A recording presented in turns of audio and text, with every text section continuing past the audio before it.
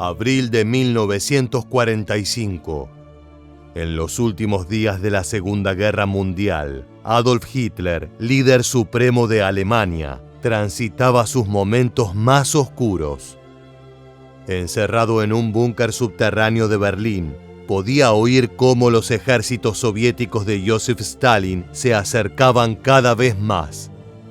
Si bien se encontraba rodeado de consejeros y generales, desconfiaba de todos, culpándolos de traidores y cobardes. Aún así, a pesar de la escasez de soldados, equipamiento y espíritu combativo de sus fuerzas, el Führer no daba la guerra por perdida. Continuaba creyendo que el hombre ario germano resultaría victorioso frente a sus enemigos. Pero la realidad de su situación no tardó en caer con todo su peso, llevándolo a tomar decisiones desesperadas. Unos días antes de su suicidio, el 30 de abril de 1945, Adolf Hitler y Eva Braun destruyeron todos sus archivos. Hitler no quería dejar nada tras de sí. Hoy en este nuevo episodio de Historia Militar, conoceremos los documentos que Hitler quiso llevarse a la tumba, pero que ni el fuego pudo destruir. Prepárate para descubrir los últimos días del Führer como nunca antes los viste, y a todo color.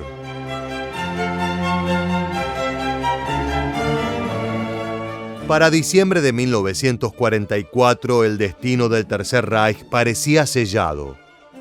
La Segunda Guerra Mundial, que había llegado a abarcar la mayoría de los países de Europa, ahora se libraba casi únicamente dentro del territorio alemán. Los nazis se encontraban completamente rodeados por sus enemigos. El ejército rojo soviético avanzaba por el este, dejando un camino lleno de divisiones destruidas y germanos muertos a su paso. En el frente occidental, los aliados arrasaban con los pocos defensores que aún se mantenían en pie. Las bajas en hombres eran incalculables, la munición escaseaba y la moral alemana se encontraba por el suelo. A pesar de las órdenes explícitas del Führer de luchar hasta la muerte, cada vez más soldados germanos rendían sus armas ante sus rivales. Adolf Hitler y sus consejeros más fanáticos todavía estaban confiados en poder obtener la victoria. Si el poderoso régimen nazi caía ante sus enemigos inferiores, no solo se destruiría, también colapsaría el aparato ideológico que habían construido durante años. Hitler no estaba dispuesto a que esto ocurriera y defendería sus ideales hasta el último hombre.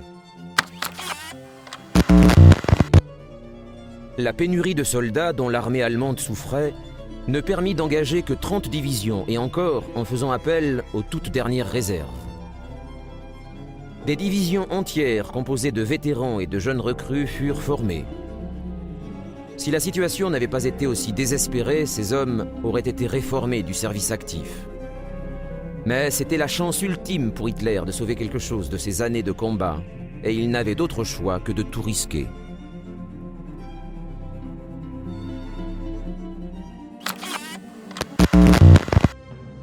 A pesar de los pocos recursos con los que contaban sus fuerzas armadas, el 16 de diciembre de 1944 Hitler lanzó un ataque masivo contra las posiciones aliadas en Bélgica, dando comienzo a la Batalla de las Ardenas. La avanzada nazi tomó por sorpresa a norteamericanos y británicos, que consideraban que los alemanes no contaban con la capacidad para semejante maniobra. En las primeras semanas, los combatientes de las potencias occidentales se vieron obligados a ceder terreno, algo que no sucedía desde hacía meses, y sus ejércitos corrieron el riesgo de ser acorralados. Los combates fueron brutales, con decenas de miles de soldados muriendo en los enfrentamientos.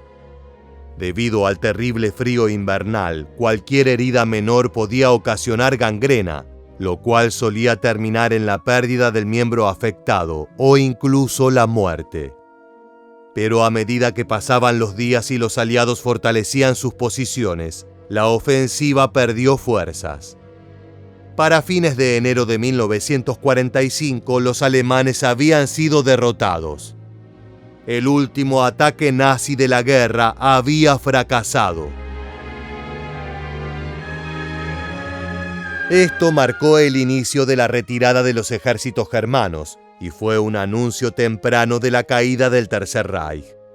Pero aún mientras el territorio conquistado en los años previos era liberado, Hitler no perdía sus esperanzas de victoria.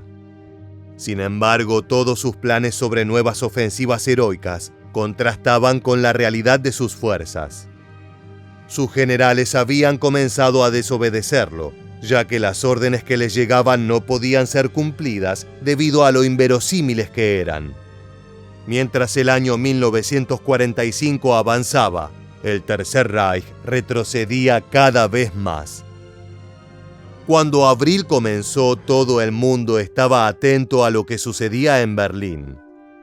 Los soviéticos se dirigían hacia allí lo más rápido posible, ansiosos de ser los responsables del golpe final que hundiera a los nazis.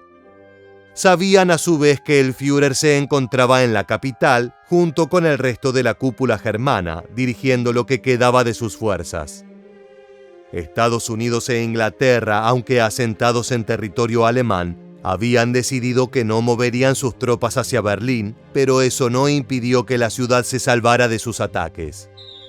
Los aviones bombarderos sobrevolaron la capital casi diariamente, arrojando toneladas de explosivos incendiarios sobre los edificios.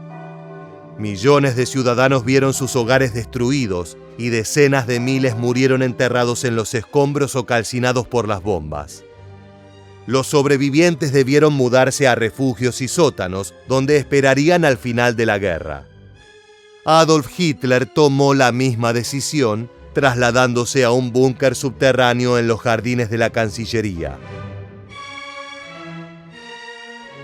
Este lugar lo compartía con sus consejeros de confianza, como por ejemplo Joseph Goebbels, el ministro de propaganda, y Albert Speer, encargado del armamento y producción de guerra. También se encontraban los generales responsables de la defensa de Berlín. Por último, pero no menos importante, se hallaba una pieza clave pero no tan conocida en la vida de Hitler. Eva Braun, su amante, quien decidió acompañarlo en estas horas desesperadas. Ella pensó, por fin voy a estar con él. Ese era el pequeño drama de Eva Braun. Era una romántica empedernida y mucho más joven que él. A lo largo de su relación con Hitler, solo tuvo miedo a una cosa, a perderlo. Es más, al principio de estar juntos intentó suicidarse. Hitler se asustó y siguió con ella. Así que, en cierto modo, para ella estar ahí con él era una forma de hacer oficial su relación. Para mediados de abril, mientras Hitler escuchaba las noticias de cómo el Ejército Rojo se acercaba cada vez más a la capital, comenzó a ser incapaz de aceptar la realidad de su situación. Exigía a sus unidades movimientos imposibles, instándolos a avanzar cientos de kilómetros en un solo día, o incluso olvidando que esas divisiones habían sido destruidas semanas atrás. Muchos testigos declararon que era común verlo presa de ataques de furia seguidos de una profunda angustia. Parecía haber envejecido repentinamente, viéndose mayor de lo que era en realidad, y algunos sospechan que sufría de la enfermedad de Parkinson. Su brazo izquierdo no paraba de agitarse, y el Führer frecuentemente se veía obligado a sostenerlo con su mano derecha. A pesar de este panorama, algunas cartas que sobrevivieron a los intentos de ser destruidas fueron descubiertas dentro del búnker luego de la guerra y muestran que seguía habiendo destellos de esperanza perdidos entre la desolación. Hitler aún confiaba en que sus generales serían capaces de desafiar la realidad y contener el avance soviético, y que el pueblo berlinés defendería a capa y espada su preciado Reich. Pero el 20 de abril, el día de su cumpleaños, los ciudadanos en la capital se despertaron con un sonido que no olvidarían jamás. Sirenas a lo largo de toda la ciudad avisaron sobre un nuevo ataque en curso, Pero esta vez no se trataba de aviones enemigos, sino de artillería de corto alcance. El ejército rojo estaba a las puertas de Berlín. Muchos generales instaron a huir de la ciudad, pero Hitler se negó rotundamente. Pensaba que si escapaba, las últimas reservas de moral alemanas se hundirían. En su exterior intentaba mostrar calma y normalidad, pero en su interior corría tanto riesgo de derrumbarse como el régimen que había logrado construir.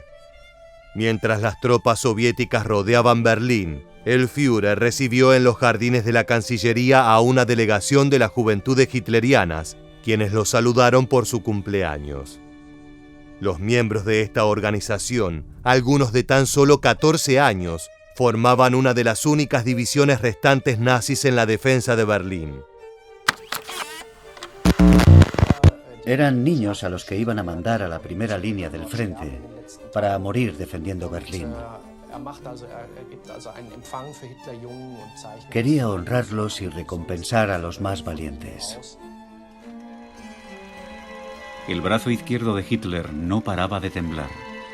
Estrechó la mano de todos y cada uno de ellos y dio golpecitos en la mejilla a los más jóvenes.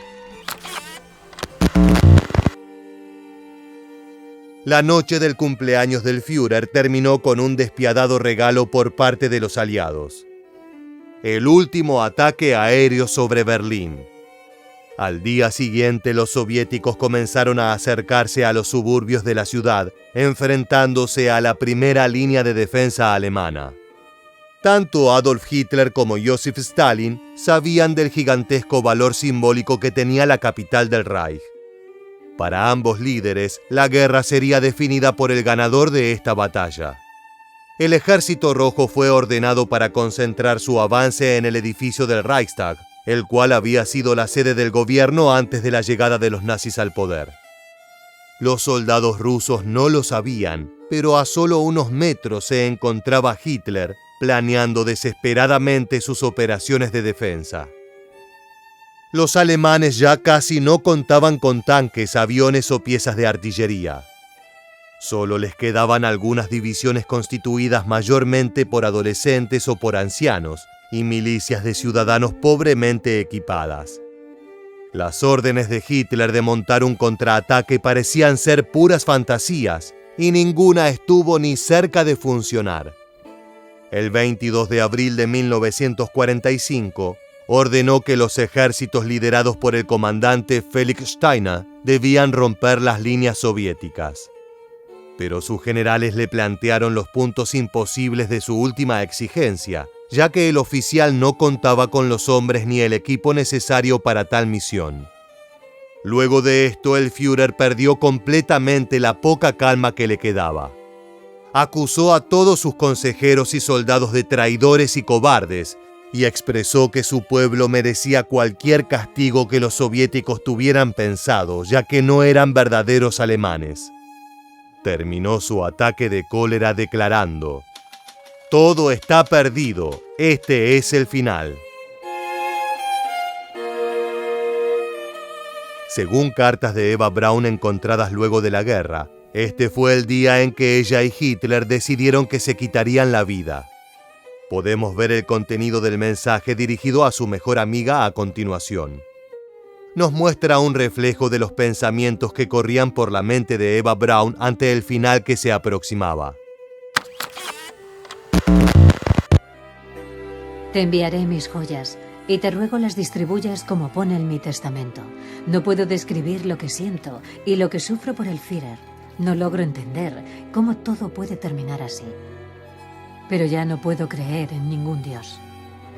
Me temo que se acerca el final. Muero como he vivido. Mantén esta carta en secreto hasta que te enteres de que ha llegado nuestro final. Sé que te pido mucho, pero tú eres valiente.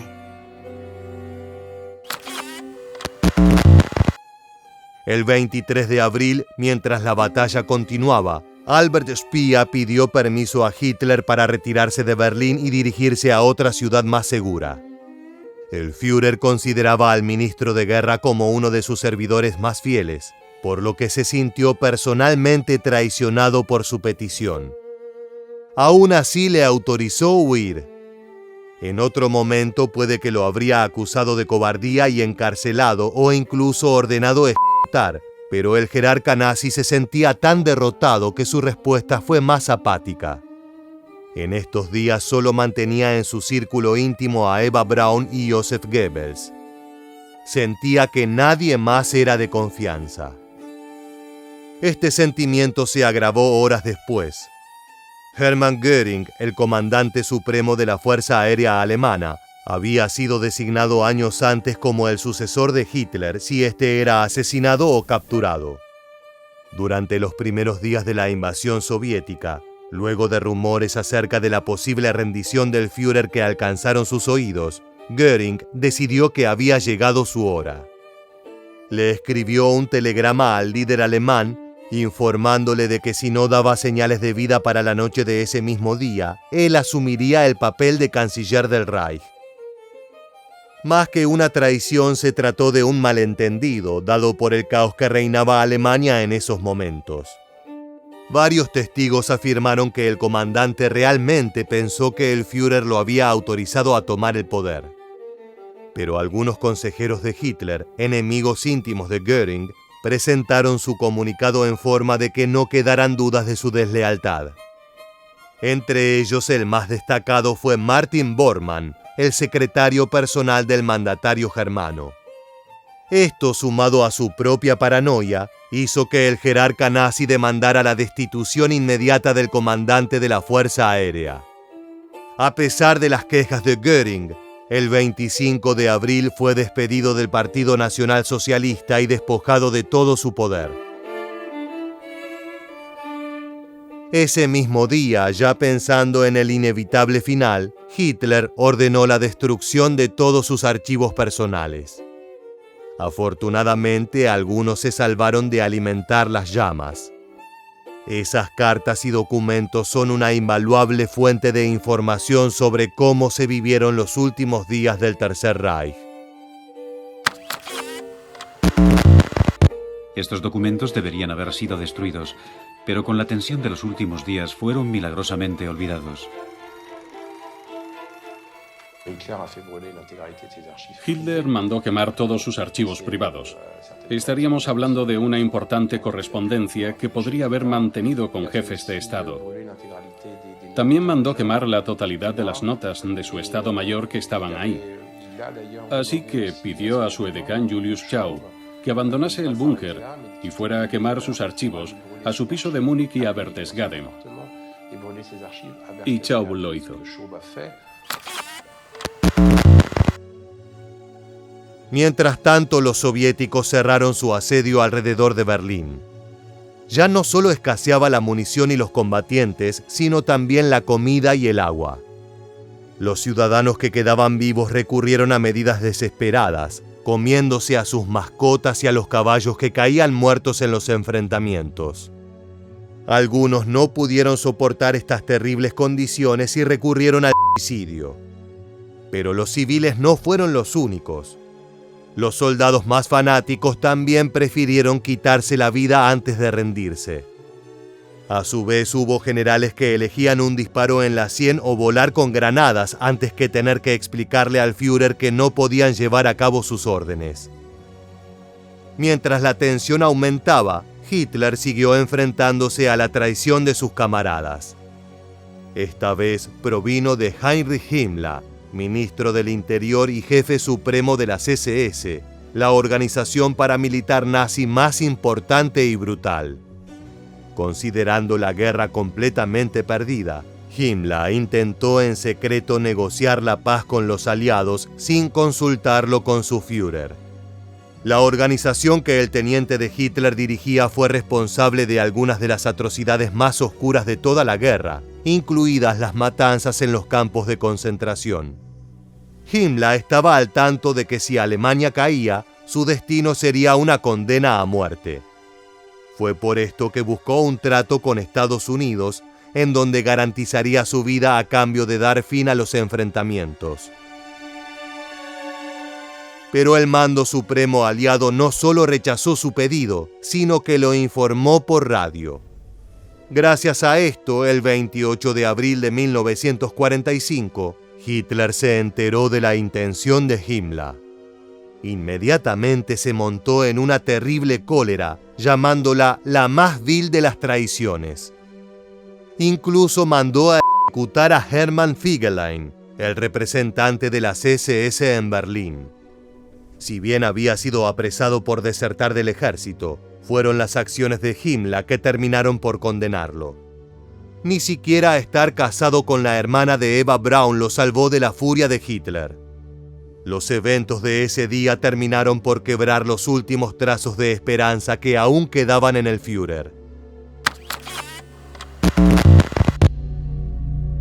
En la última conversación mecanografiada que conservó el oficial de prensa Heinz Lorenz, Hitler y Goebbels hablan sin mucha convicción de la situación militar. Si Ben consiguiera llegar. Voy a intentar echarme un poco. Despertadme solo si un tanque ruso se presenta delante del búnker, para que me dé tiempo a prepararlo todo. Ahora me toca a mí obedecer las órdenes del destino. Aunque pudiera salvarme, no lo haría. El capitán no abandona el barco cuando se hunde. El final se estaba aproximando y las opciones se agotaban inexorablemente. El 29 de abril, Adolf Hitler y Eva Braun tomaron una fatídica decisión. Sabiendo que la derrota llegaría en cuestión de días, eligieron enfrentar el final juntos.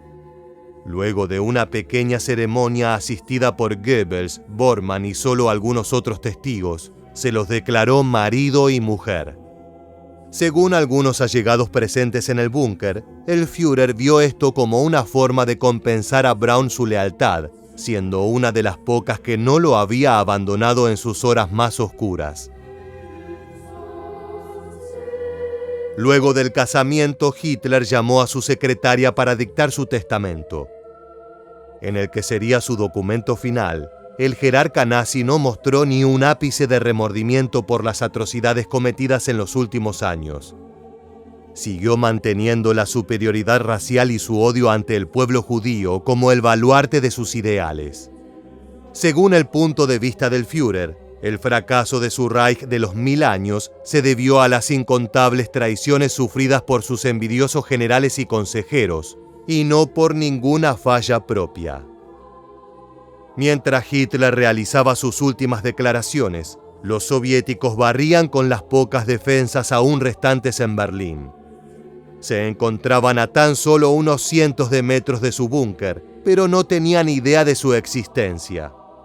Stalin estaba convencido de que los políticos importantes alemanes habían tomado refugio en el Reichstag, por lo que ordenó a sus soldados que el ataque principal debía enfocarse en ese edificio. Pero allí los recibieron escuadrones fanáticos de SS y juventudes hitlerianas, que no aceptaron que la guerra estaba perdida. El 30 de abril de 1945, Hitler les comunicó a los miembros del búnker la decisión que había tomado con Eva Braun e impartió las últimas órdenes que daría en su vida. Luego de su muerte debían incinerar sus cadáveres completamente. Quería evitar el destino sufrido por Benito Mussolini, ex dictador italiano y su aliado en la guerra, cuyo cuerpo fue exhibido y humillado públicamente por sus ejecutores. Todos los documentos presentes en el búnker, fueran de carácter militar o solo cartas personales, debían ser a su vez quemados. Nada podía caer en manos enemigas. A la tarde de ese día, el Führer se despidió de su gabinete, no sin antes indicarles que la rendición no era una opción viable.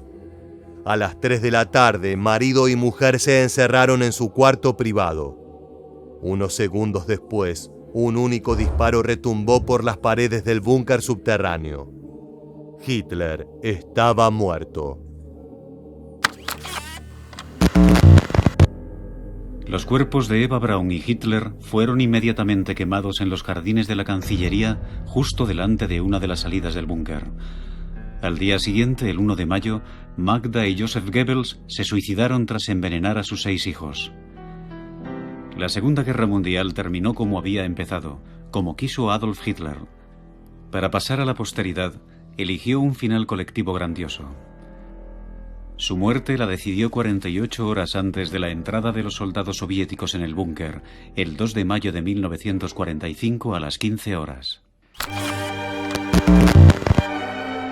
Con los fanáticos más acérrimos del nazismo muertos, los generales que quedaban sabían lo inútil que sería seguir combatiendo. Rápidamente comenzaron las negociaciones con los soviéticos, que terminarían el 8 de mayo de 1945. Alemania se rindió incondicionalmente, con sus soldados completamente desprovistos del espíritu de lucha, soltando finalmente sus armas. Luego de casi 6 largos y sangrientos años, la guerra en Europa había terminado. Su máximo arquitecto decidió quitarse la vida antes que enfrentarse a su fracaso. Gracias a los testigos que sobrevivieron al final del conflicto y a los documentos rescatados, se pudo saber la forma en que pasó sus últimos días. Envuelto en la miseria y la paranoia, incapaz de controlar su enojo, tristeza y frustración. Pero nada parecía indicar que ni por un momento el líder nazi sintió culpa o arrepentimiento de las maldades que ocasionó en todo el mundo. Llegamos al final del video y queremos preguntarte: ¿crees que había alguna forma de revertir la situación de Alemania durante estos días finales? Déjanos tu respuesta en la casilla de comentarios aquí debajo y no olvides suscribirte a nuestro canal para conocer muchos más sucesos militares que dejaron su huella en la historia.